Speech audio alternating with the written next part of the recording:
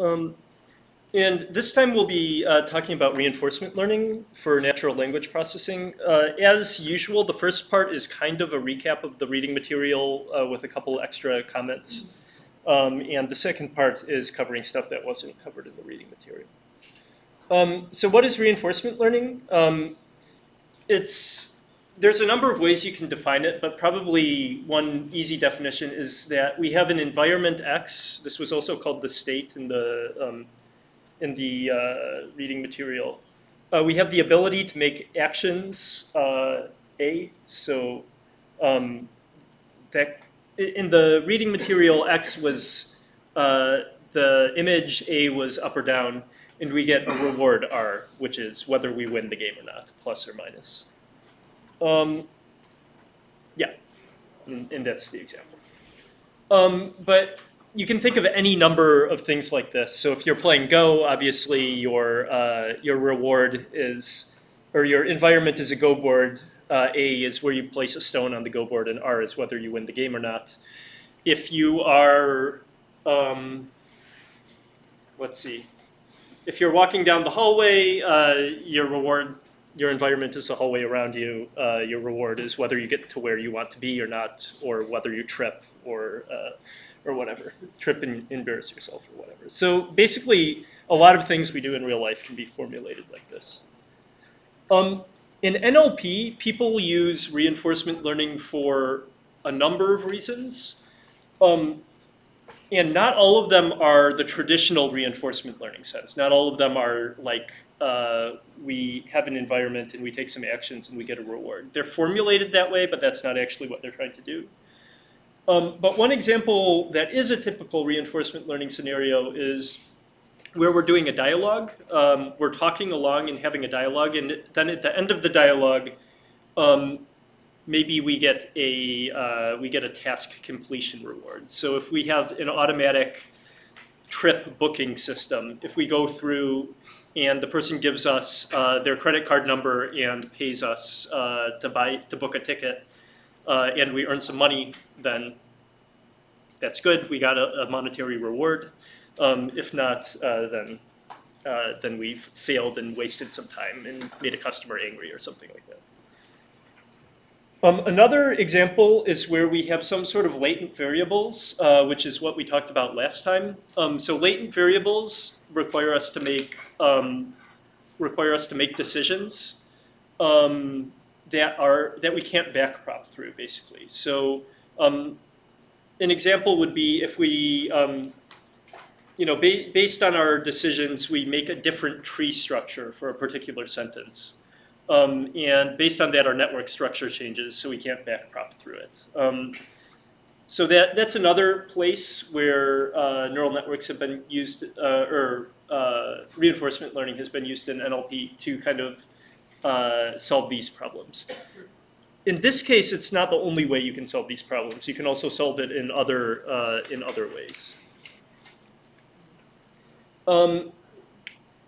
Also, another example where this has been used is we have a sequence level error function, such as BLEU scores. So for example, in machine translation, we want to create a translation that gives us the best BLEU score.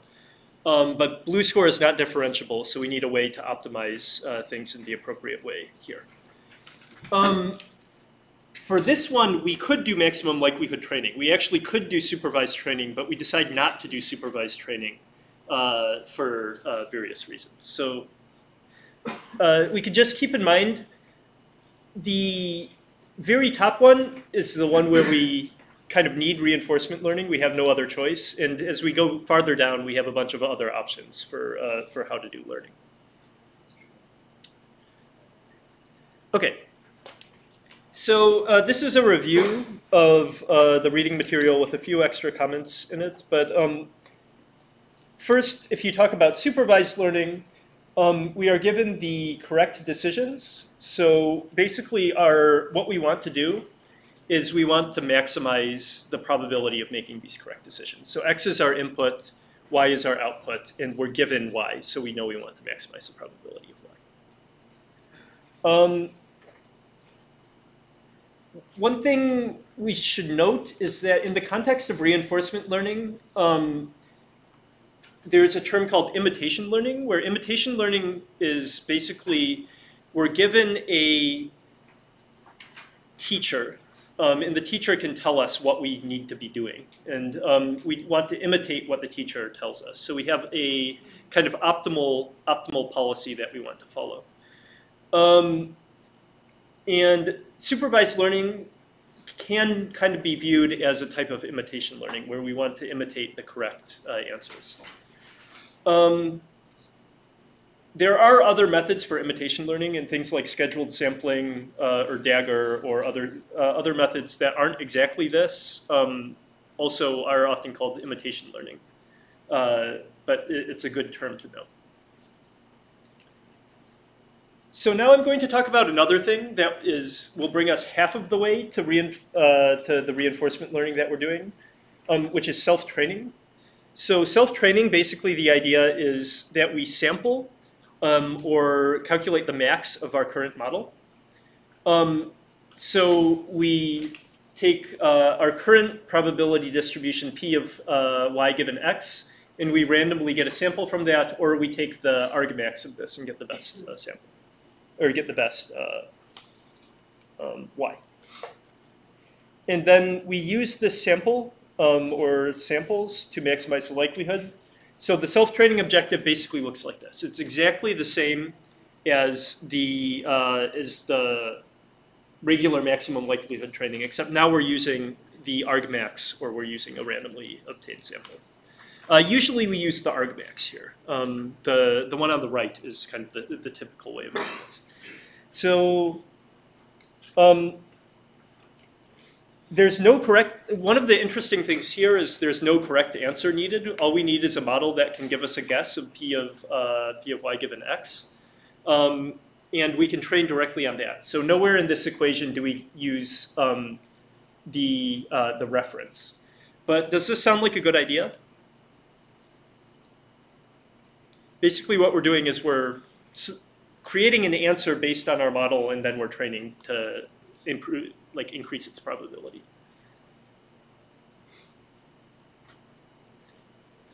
Okay, who says yes? Who says no? Okay, almost everyone says no. Actually, it's not that bad an idea. It's not complete garbage. The reason why it's not that bad of an idea is sometimes our model is actually relatively accurate, and when our model is relatively accurate, the argmax will also be relatively accurate, and we can learn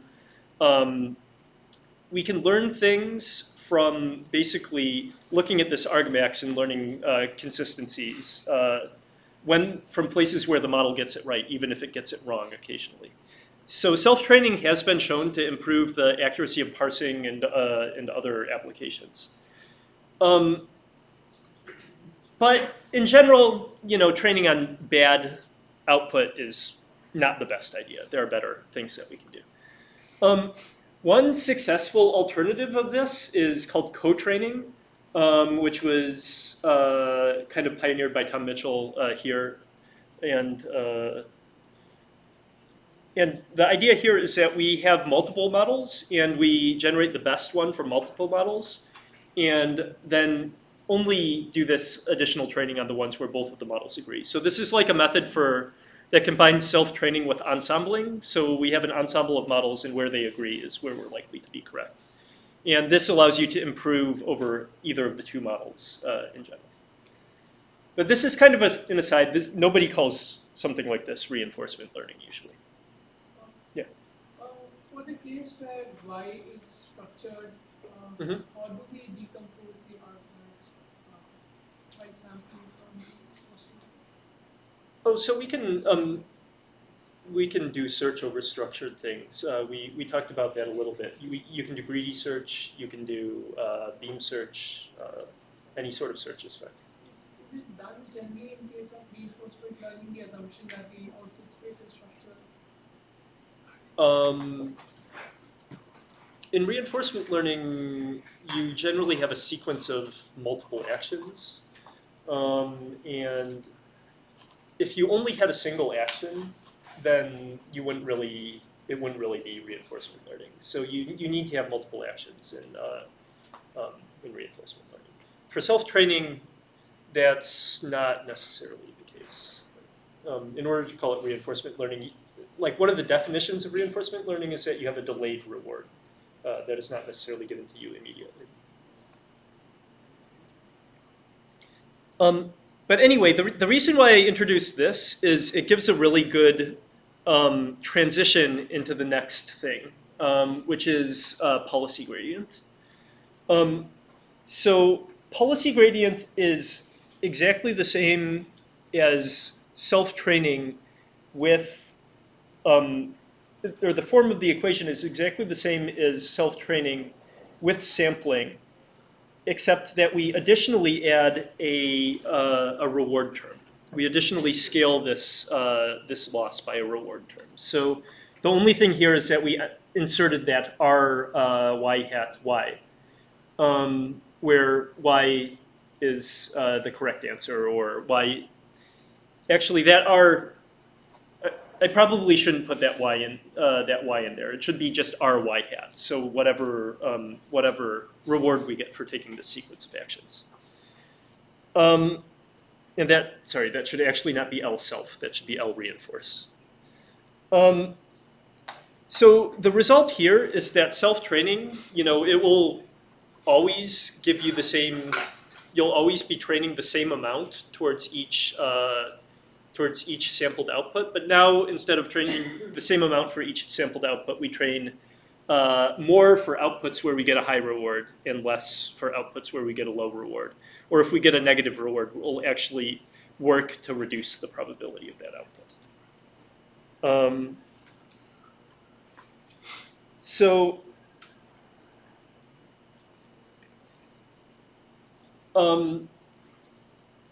Actually, this could be a two-part quiz. So under what condition is this equal to maximum likelihood estimation is the first part of the quiz, and under what condition is this equal to self-training is the second part of the quiz. So under what condition is this equal to maximum likelihood estimation?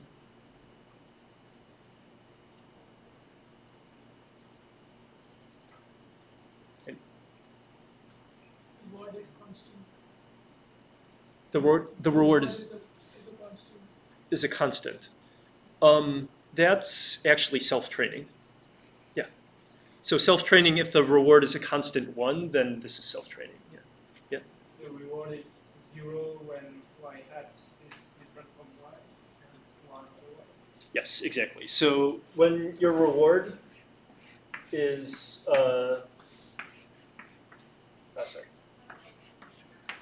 is equal to basically y hat is equal to y.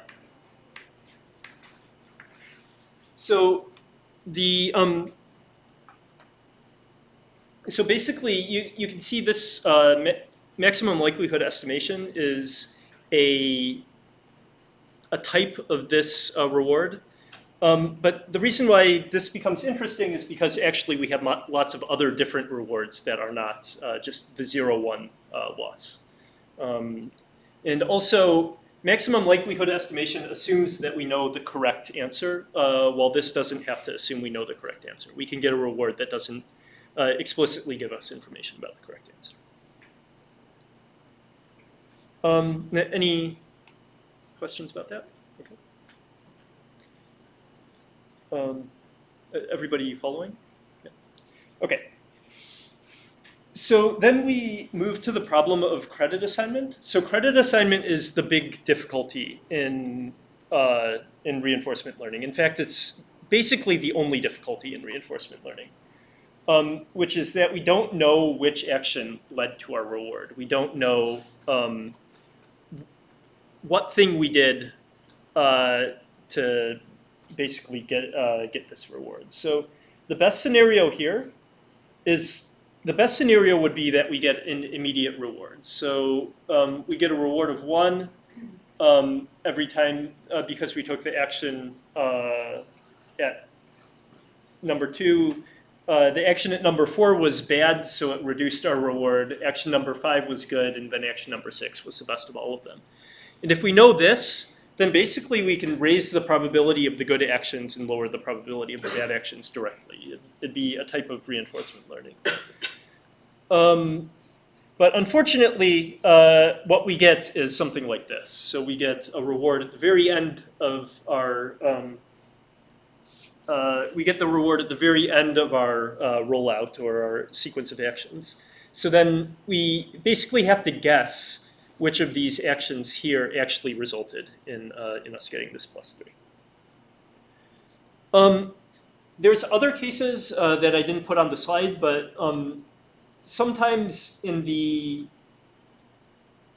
oh, okay, sorry. So I was a little bit, my description of the best scenario was actually a little bit off. So there's 3 situations. One situation is where you get somebody to explicitly tell you whether this action was good or bad. That's supervised learning, right?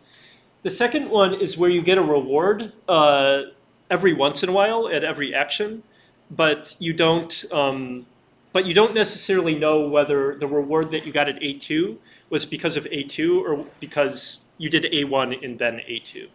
So there's a high chance that A2 was a good action, but for example, if there's a pie over here, and I like pie, then A1 is walk over here, and A2 is eat pie. So if I didn't walk over there, I wouldn't have been able to eat the pie. So it's basically like that. And if that's the case, then we have a better idea than the worst case scenario because we get we get rewards periodically, but we don't have a perfect idea. It's very common to assign decaying rewards for future events. So if we have an event that happened far in the future, we don't think it was a good idea that we did an action 3 years ago. So like if I walk over here and eat some pie, the eat pie action is probably good. Me tying my shoes 3 years ago was probably not related to me eating the pie today. So we have this decaying reward where we can discount the reward that we get from future events.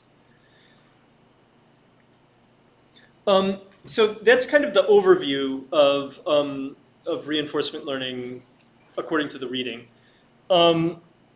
The problem is that reinforcement learning, especially reinforcement learning in NLP-like scenarios, is really, really hard.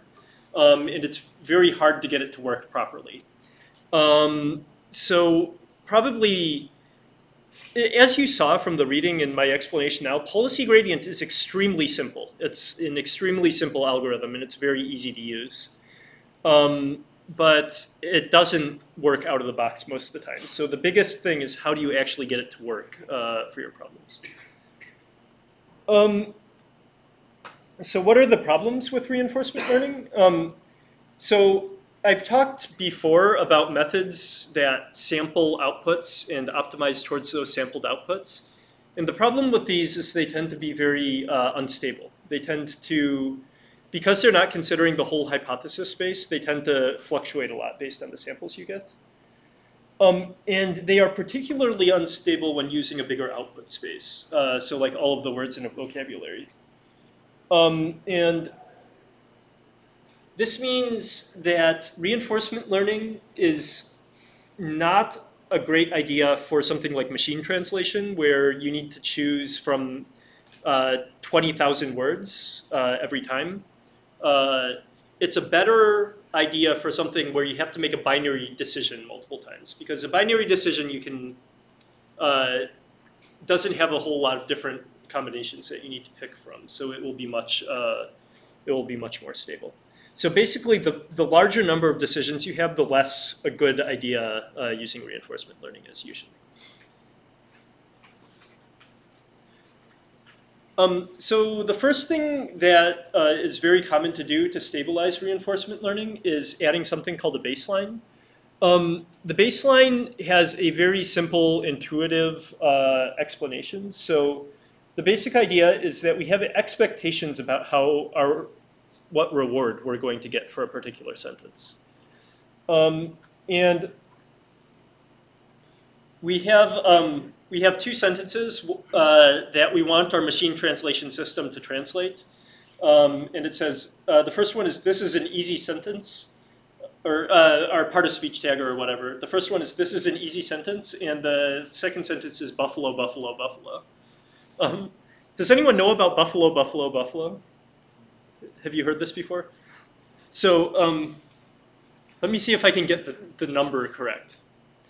So buffalo, buffalo, buffalo, buffalo, buffalo, buffalo, buffalo, buffalo is a valid English sentence because buffalo can be an adjective, it can also be a verb, or it can also be a noun. It can also be the name of a city in New York. So buffalo from the city of New York, that buffalo from the city of New York, buffalo, buffalo, buffalo from the city of New York is the interpretation of that sentence. But probably our machine translation system is not going to get that correct. So basically, let's say we get a reward of 0.8 for the first sentence and 0.3 for the second sentence. The idea of a baseline is basically it's our expectations for how well we're going to do on this sentence. So this is an easy sentence is an easy sentence. So we should have been able to translate it very well, maybe, and get a blue score of 0.95. So we expect that we would do very well on this first sentence. Well, buffalo, buffalo, buffalo, this is a very difficult sentence that we don't know what to do with. So we expect that we're going to get a very low blue score of 0.1. So in this case, our reward for the first sentence is actually higher than our reward for the second sentence. But given that we weren't expecting to do well on the second sentence, but we were expecting to do well in the first sentence, actually our translation underperformed expectations on the first one and overperformed expectations on the second one. So we would like to give a bonus to the second translation and a penalty to the first one.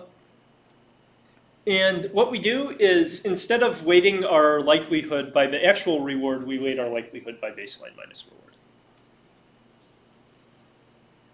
So this is our reinforced loss with the baseline. It just looks like this.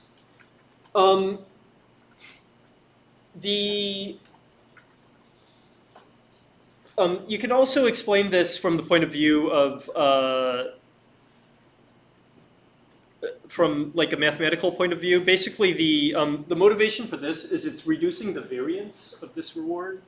And if you have a higher variance of the reward, it leads for higher variance to your estimator overall.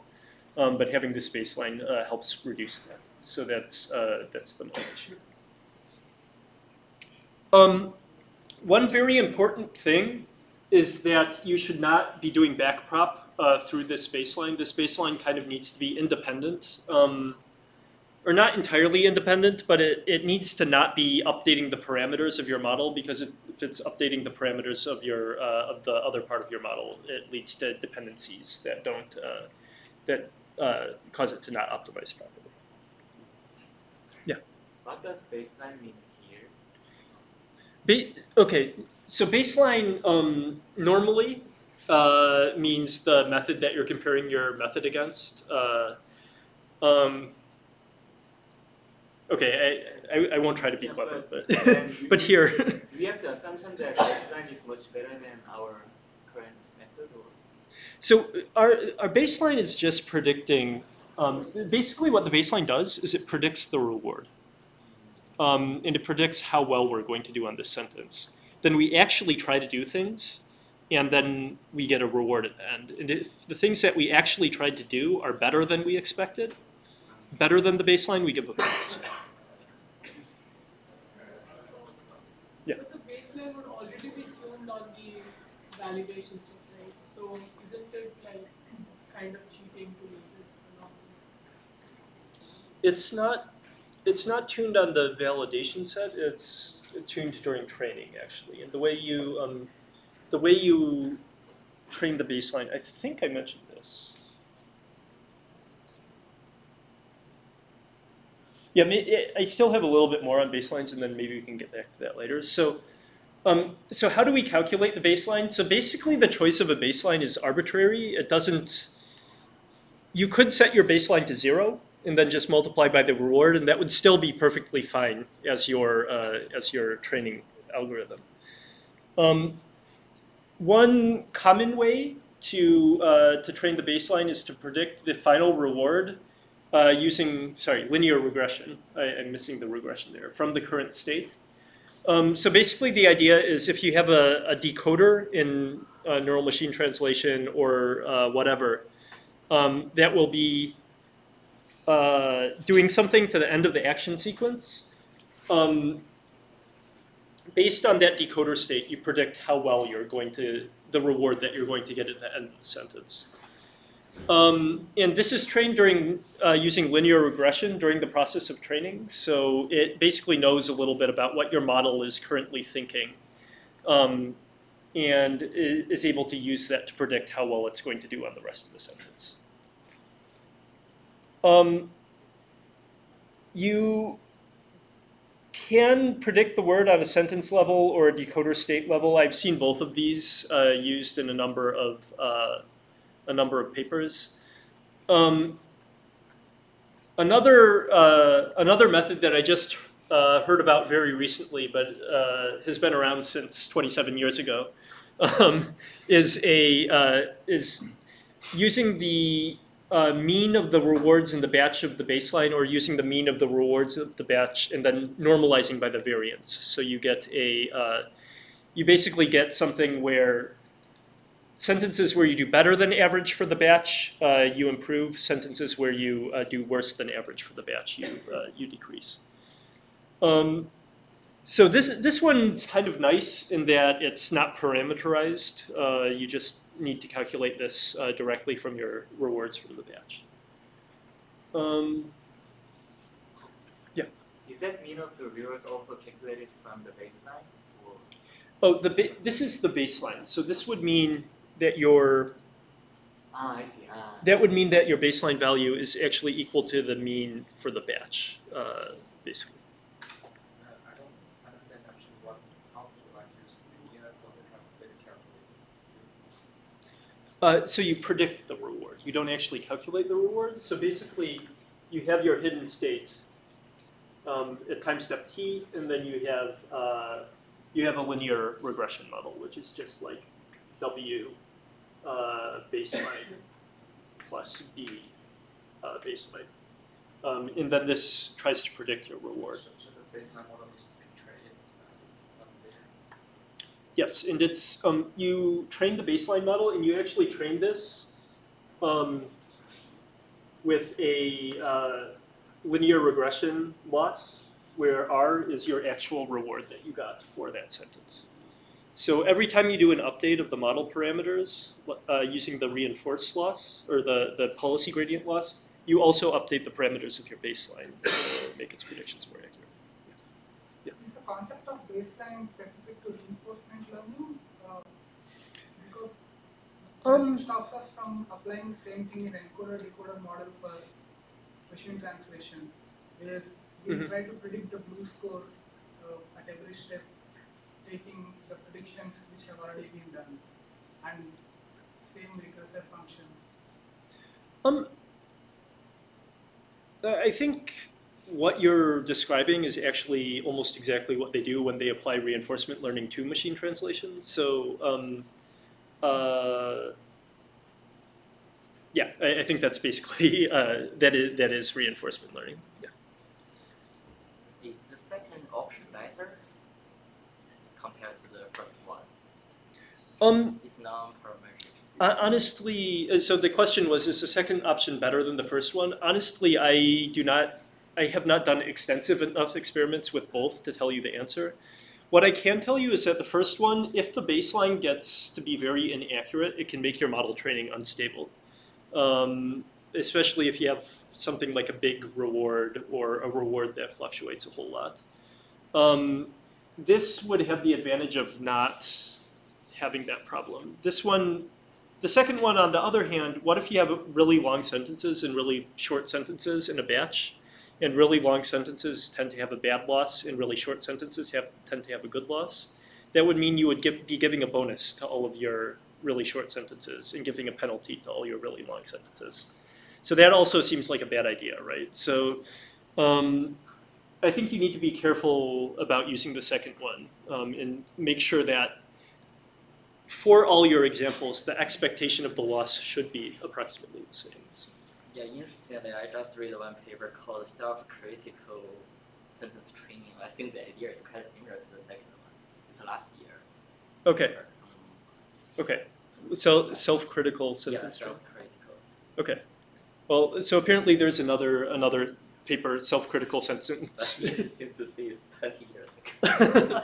Yeah, well, many of the good ideas in neural networks happened in the 1990s, and we're just rediscovering them now. So, I think the intro to the reading materials today was actually very nice in that it's in saying there's 4 things that are making neural networks better, and most of them are computation power and data, which it's an exaggeration, but there are very good ideas from a long time ago. Okay. I'll move on to the next one. So another way to simply stabilize your training is just by increasing your batch size. So the reason why this is useful is compared to maximum likelihood estimation, each sample in reinforce or any of the other methods like it is going to have very high variance. So what we can do is basically we can sample many different examples before performing a parameter update. And we can increase the number of examples done before doing an update, and this will help us stabilize. Another method that can be kind of useful, this is more an efficiency trick than anything else, but you can save the actions that you've done previously and then reuse them when you update parameters. This is particularly useful when doing steps through your reinforcement learning function is very expensive. So if you need to do search during your reinforcement learning or whatever else. So this is called experience replay. This was coincidentally used in AlphaGo, which I didn't know they would be coming out with a new paper when I made these slides a couple days ago. But this is a kind of, this can be very useful as well. Oh, and in the reading materials, he was talking about doing, I guess, 10,000 games before doing an update. He didn't really explain why he did that, but the reason why is because by doing that, you can make training more stable. Is that practical? Like, does that explode GPU memory very easily? With a practical data set that has actual. So the way you would want to do that is you'd want to you'd want to do mini batches over and over and over again and accumulate the gradients before you do an update. So for example, in DINET, you can do that just by doing if iteration number is equal to, or is divisible by 500, then update, trainer.update.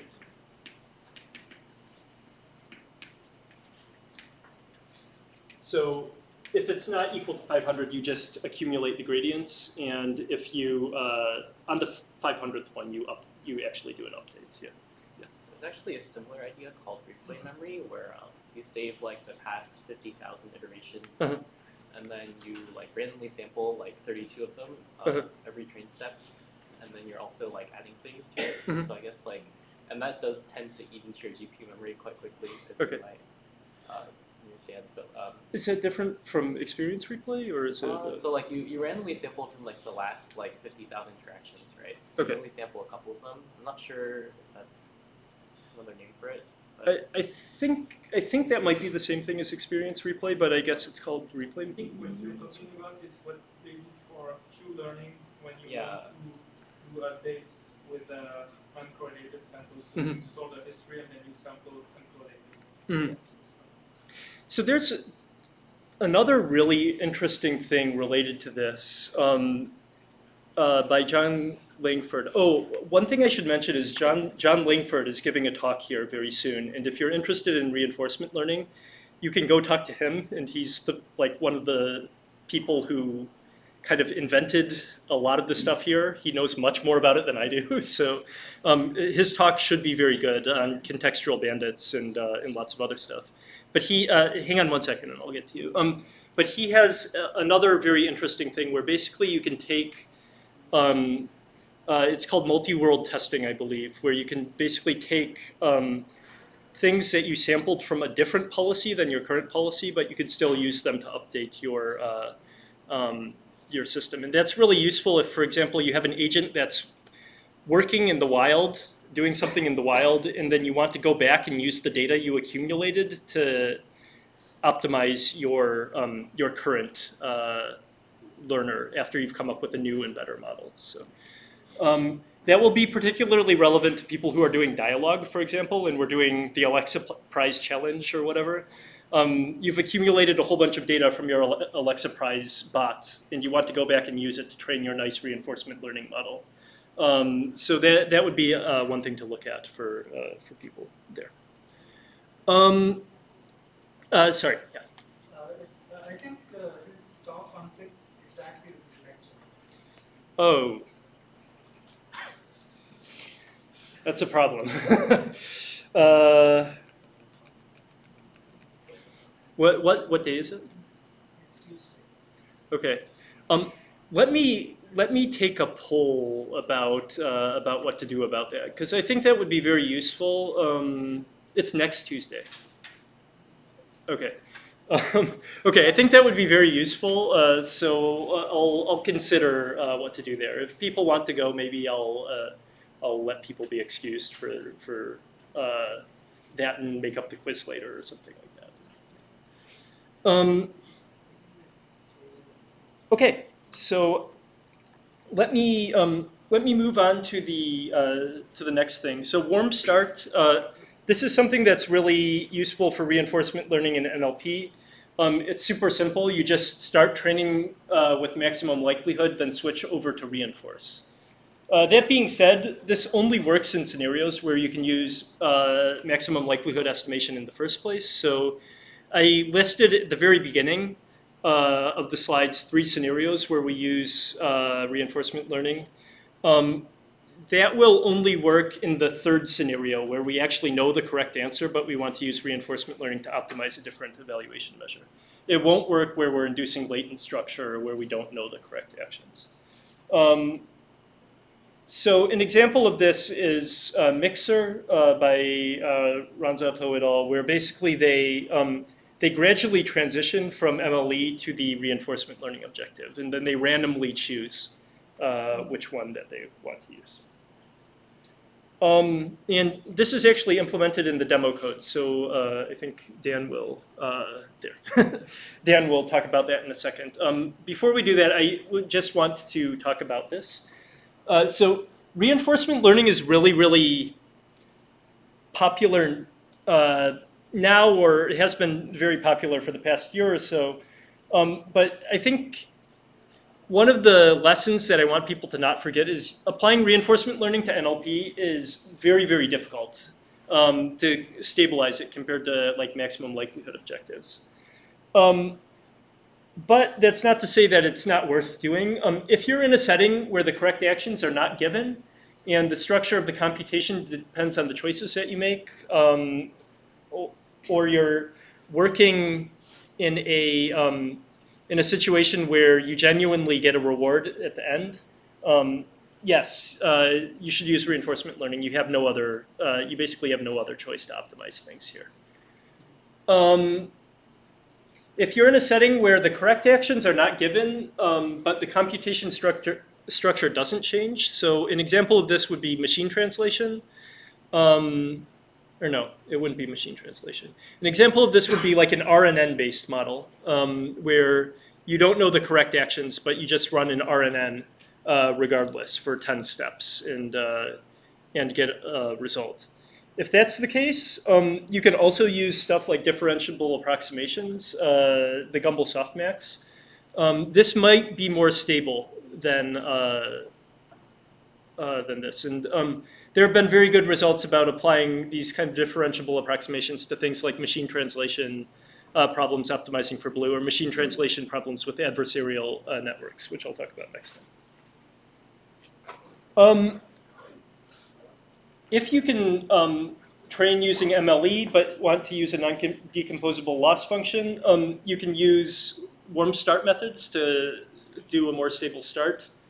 And then there are many other methods that you could use also. So you could use max margin or minimum risk training methods. So you should consider those methods as well, although these methods also share some of the instability of reinforcement learning-based methods.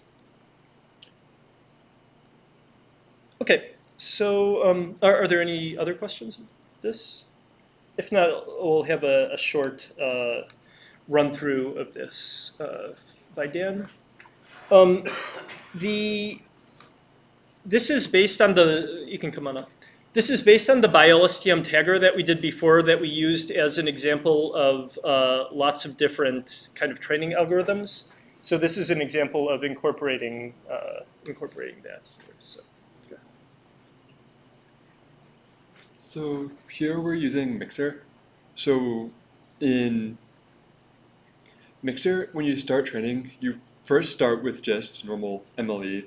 You get the model kind of trained. And then on a schedule, you start, let's say you have a sentence of 10 words. You first train the first 8 words using the MLE loss function and the last 2 words using reinforce. And then you do that for a while, then you go down to the first 6 words, the last 4 words. And you do that until everything's trained using reinforce. So first of all, we need a few more parameters. These are the parameters for calculating the baseline reward. Here we're just doing a simple affine transformation of the hidden layer to estimate the baseline reward. So for the reinforced loss, the beginning is the same as it was before, where you transduce the sentence with your BiLSTM, you get the scores, you calculate the losses, and then you calculate the probabilities by taking the, I guess, negative exponent of the neglog softmax. And this gives you the probabilities. Then for each of the probabilities, you randomly sample from that based off the probabilities, sample an action, or I guess in this case it's a tag. Then you calculate the number of correct, which gives you your accuracy.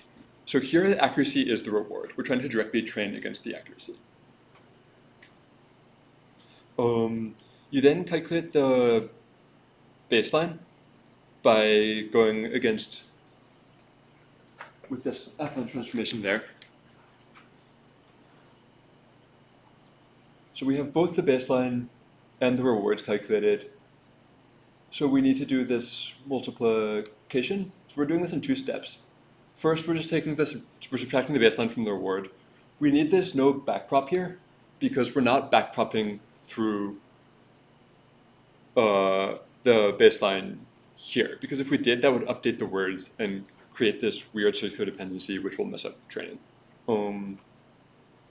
You also get the baseline scores, which is how we're actually training the baseline. So this is just a simple, I guess these squares fit between the actual reward and the predicted reward for the baseline. You then multiply them out, which is that, and append them to the end of the sentence based off of the current mixer setup. So if we go down to training, we run this the number of times for cross entropy plus the number of times for sort of mixed cross entropy and reinforce. Then for all the cross entropy ones, we just do the normal cross entropy training. Then for mixer, we calculate the delta and then run reinforce based off of that. Okay. Thanks. Any questions? So, yeah, that's basically the this. You can see this is like the full the full implementation of all the things that you would want to implement to do Mixer. So this is actually a pretty faithful re-implementation. In many cases, you'll only want to do some of these things. Like it's very common to not do the Mixer style, gradually phasing in things if you're not doing something very difficult like machine translation. So you might not need all of this, but even if you do all of this stuff, it's only several extra lines of code you can see. Sort of add on to what you were talking about machine translation. If you want to do this for machine translation, instead of sampling over the Valuebased DM, you just sample your sequence until the end of sentence in the exact same way. Cool. So I will next go on to value-based reinforcement learning. So value-based reinforcement learning is a different paradigm in reinforcement learning. So policy-based, basically what we're trying to do is we're trying to learn a good policy, a probabilistic policy that maximizes the expectation of the reward. While value-based learning is trying to guess the value of doing a particular action. So to kind of give an example, if we think of an extremely simple problem where we have AB, we have the action AB, and we can choose each of these two actions twice. And then at the end, AB gives us a reward of 1, AA gives us a reward of 0.2, BA gives us a reward of 0.5, and this gives us a reward of 0.7 or something like that. What policy-based reinforcement learning is trying to do is it's trying to choose a probability here. And based on this probability, it's trying to choose the probability that will maximize the expected reward after we go all the way to the end of the sequence.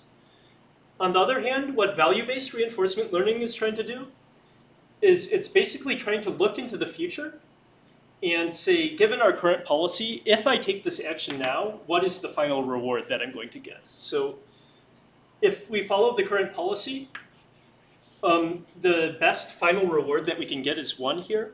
And then if we follow this policy, the best final reward we can get.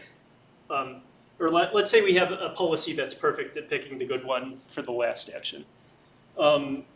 Then the best reward we can get by picking A here is 1, and then the best reward we can get by picking B here is 0.7.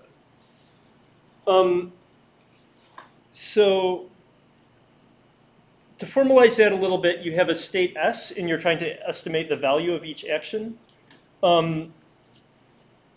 The value is basically the expected reward that we get taking that action.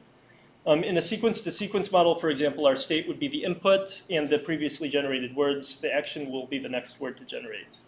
And then we want to take the action that maximizes the expected reward, which would be something like this. So you'll notice here that this Q value is 1 or it's 0.7. It's not really a probability. So value-based reinforcement learning doesn't have to have a probabilistic policy. It can just be it can just predict the value of the next action and then choose the one that gives you the best. Yeah. So how do we estimate value functions? One way to do so is tabular Q learning. Basically, the idea is that you have a finite number of states, and you can just remember all of the states. And then every time you do a rollout, every time you take a bunch of actions and see the final reward, you update your Q value to be a little bit closer to the actual reward that you got based on this. So it's like stochastic gradient descent a little bit in that you're doing an update, but it's really actually just a rolling average of all the rewards that you've gotten, given that you've taken that action in that particular state. There are neural Q function approximators. So the reason why you would want to do a Q function approximation is because we in NLP, we never have a finite number of states. We have,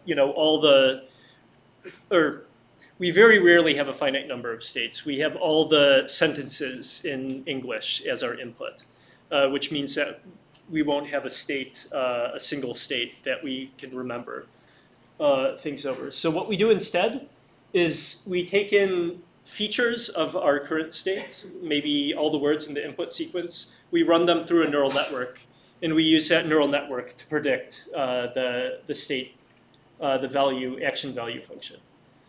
It seems like all my references are from the 1990s. This one was of a paper that played backgammon.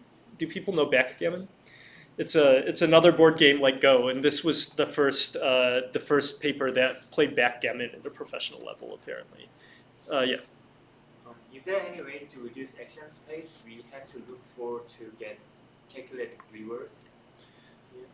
Reduce the action space. I mean, we should look for every action. So you could think of ways to approximate this. This would basically be, it would be a search function over all the actions you could possibly do. So if you think about, let's say we think about a scenario where we're doing reinforcement learning to recommend news articles for people to read. And what we want to do, so this is the actual application that John Langford was doing at Microsoft. They have the Bing search page, and they want to, they have the Bing search page, and they want to recommend articles for people where your reward is basically whether somebody clicked on an article or not. So there your action space is gigantic, right? It's, all the articles that you have for that day. And so you need to have some sort of approximate search function. I believe I talked about like locality sensitive hashing before. So you could think of a way where you basically decrease your search space to a reasonable number of things, and then within that reasonable number of things, you do a finer grained search or something like that. I don't know if that's actually what they did for the news article recommendation thing, but that's kind of the default way of reducing really big action spaces. Okay. Another important thing in reinforcement learning is exploration versus exploitation. So the idea is the problem with something like Q, like value-based reinforcement learning, is remember we're taking the argmax of our value function. So that means we're taking the best value that we think we can get given based on our current ideas of our value function. But what if there's actually some option down here that would be really good that we just haven't explored yet? So exploitation means basically we'll take the best option and get a reward. Exploration means that we'll explore a little bit more to try to find rewards that maybe we haven't discovered yet. So you should note that this problem of local minima is less of a problem with policy gradient methods because they're sampling anyway. So they always randomly sample according to the current policy. The most common way to do this is every once in a while we just randomly pick an action with a probability epsilon, and this is called the epsilon greedy strategy. A lot of people have probably heard about this in other classes. Another thing that was really, that's a really interesting idea that I've found recently, but Jürgen Schmidhuber apparently invented in 1991, was the idea of intrinsic reward. So the idea here is that I think it's true for all of the people in this room, but you kind of want to know new things. Like knowing new things is kind of interesting for people. So when the idea behind this intrinsic reward is whenever you see a state that is not similar to a state that you've seen before, you kind of get a little bit of a reward. It's not actually an explicit reward, but you get a reward for doing this. And this method was used, the second paper is by DeepMind, and they spend all their time playing games. And this particular game that they were playing was an Atari game called Montezuma's Revenge. And Montezuma's Revenge is really difficult because you basically need to take 100 or 1,000 correct actions before you eventually get a reward. And standard methods weren't working very well at this. But this intrinsic reward basically allowed it to continue exploring until it found something that actually gave it a real reward. Okay, so for the last part, I'm going to talk about examples of reinforcement learning in NLP. I saw some slides from a year ago that said, my slides used to say that nobody uses reinforcement learning in NLP. And it was the case that almost nobody used reinforcement learning in NLP, although there were a few examples. But now there's lots of new and exciting examples. One place where they have been using reinforcement learning forever, though, is Dialogue. Dialogue has been using reinforcement learning since maybe 10, 15 years ago. There's a good survey of this by Steve Young et al. In 2013. The standard tools here are, the standard tool that people used to use were Markov decision processes, which is basically a way to choose your next action in a principled way, given a limited history. And now a lot of people are using neural network models. These neural network models are using our standard policy gradient and neural network backbone that we use in other things. These have been used both for task-based and chatbot-based dialogue. So if you're interested in dialogue, you can look up a lot of examples here. One of the really helpful things in dialogue when they were doing reinforcement learning for dialogue was user simulators. So the problem with dialogue is that you actually need to talk to people.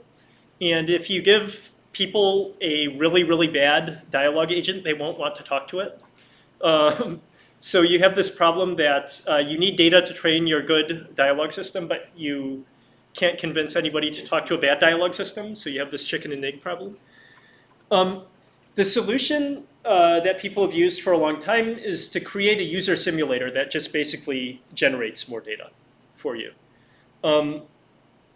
And the user simulator kind of has an internal state. So this is an example from the paper from 2007 on this. So the idea is that the user is searching for a bar that serves beer in the central area. And this is kind of given to the user simulator at first. Then the dialogue system tries to communicate with the user, and then the user basically generates these dialogue acts that create a rule-based dialogue generation system. And then the reinforcement learner basically makes a bad utterance, okay, a wine bar. So the user asks for beer, the system says, okay, a wine bar, and then the user says, no, beer, please. And every time you kind of know that the user simulator is what the user simulator is thinking, so you can give a reward to the agent. This is a really interesting example of synthetic data in natural language processing. So there's been a lot of good advances in like video games or image processing where you generate lots of synthetic data and that helps you solve your problems. So like you add noise to your data or something like that. There hasn't been a lot of very good work in this in NLP, although there's a little bit, but the user simulators are one example where this has been really genuinely useful. Another interesting thing that people have done is mapping instructions to actions in spaces. This is an old paper from, I guess, kind of old, from 8 years ago. This was reinforcement learning for NLP before reinforcement learning for NLP was cool, but it was a I think this paper is brilliant. And the idea is that you train something, you train a agent to learn how to use Windows, and you train it to learn how to use Windows using an implicit reward. It has no explicit reward.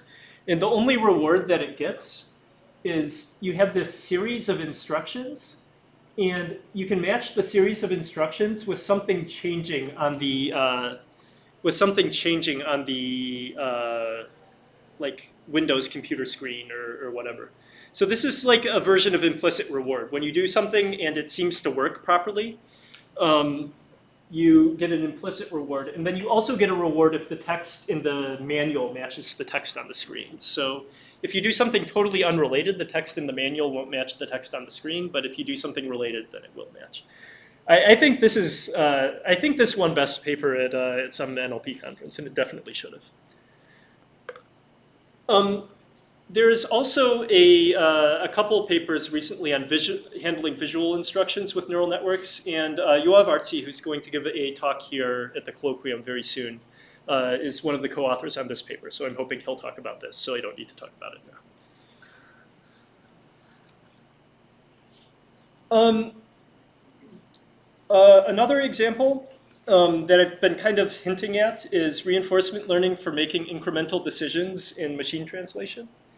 So there are the reinforcement learning methods to kind of optimize the BLEU score in machine translation.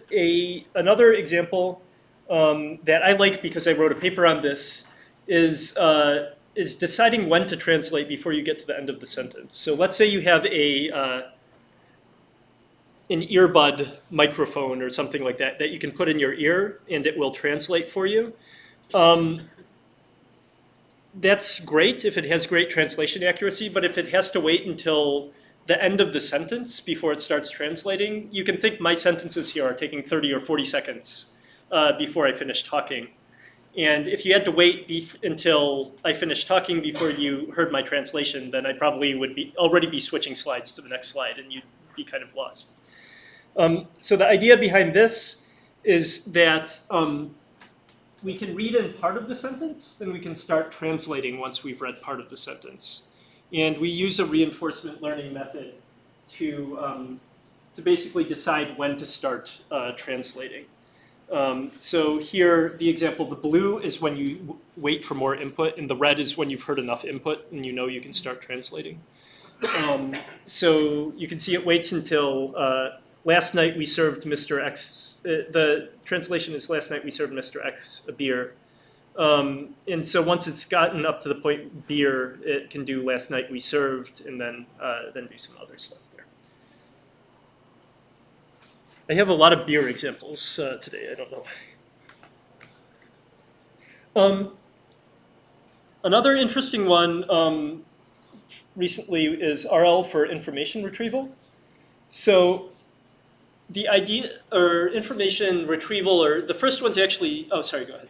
Yeah. So in the previous example, of seamless streaming situation, yeah. How do you compute the baseline? How do you compute the baseline? So the baseline here, at the end, we will be getting a reward for this particular sentence or according to its BLEU score.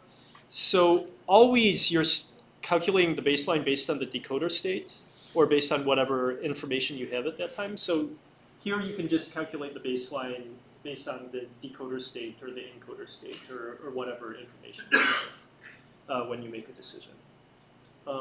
It's actually not any more complicated than the standard method, I guess. So the example you give where the baseline is based on the difficulty of the sentence.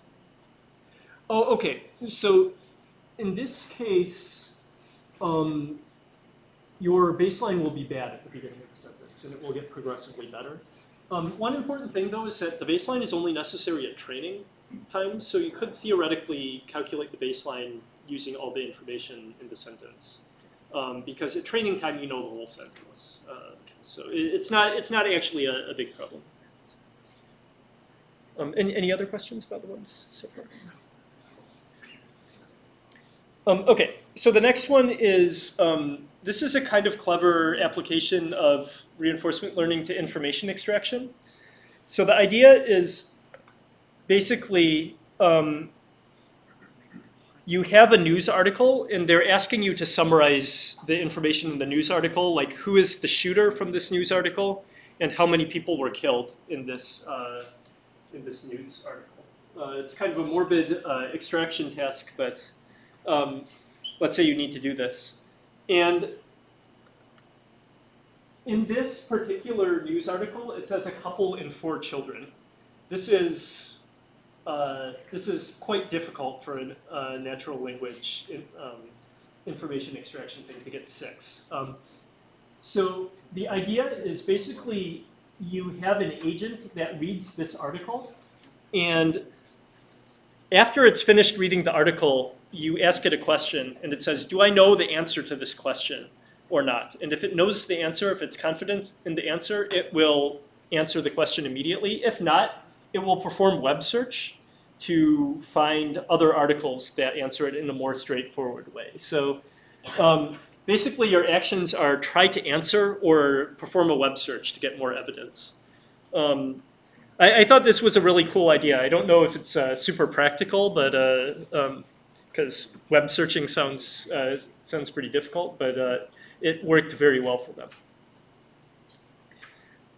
And there's also ones for information retrieval itself that does query reformulation. So if you put a query in, it asks you to reformulate your query based on its certainty.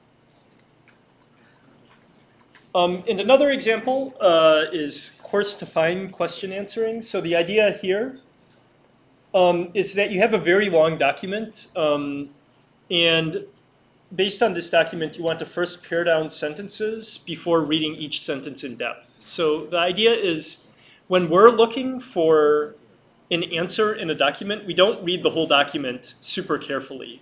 What we do first is we kind of do a brief search over the document for places that look relevant, then we read those relevant places carefully. So the idea here is that we have basically a sentence selector that makes a latent selection of various sentences to read to create a summary, and then you have an answer generator that generates based on this summary. And this is also trained using reinforcement. And this is a final one that was kind of interesting. So this is the one that is putting us in danger of all losing our jobs.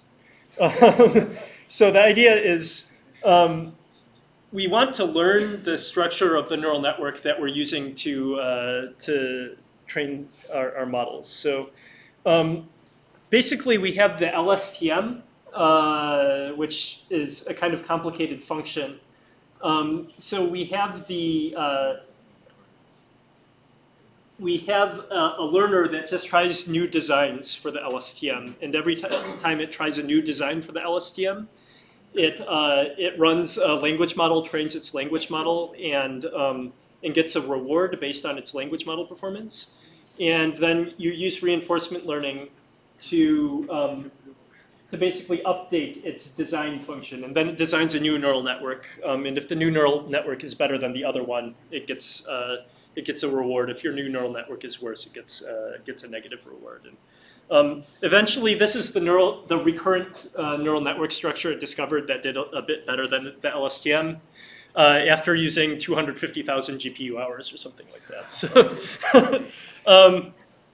If you use 250,000 GPU hours, actually we're not in danger of losing our job because that's a lot more expensive than my salary. So,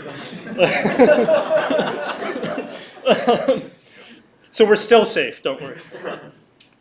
Okay, that's the end of the class this time. Are there any final questions or anything? Okay, I'll finish up, thank you.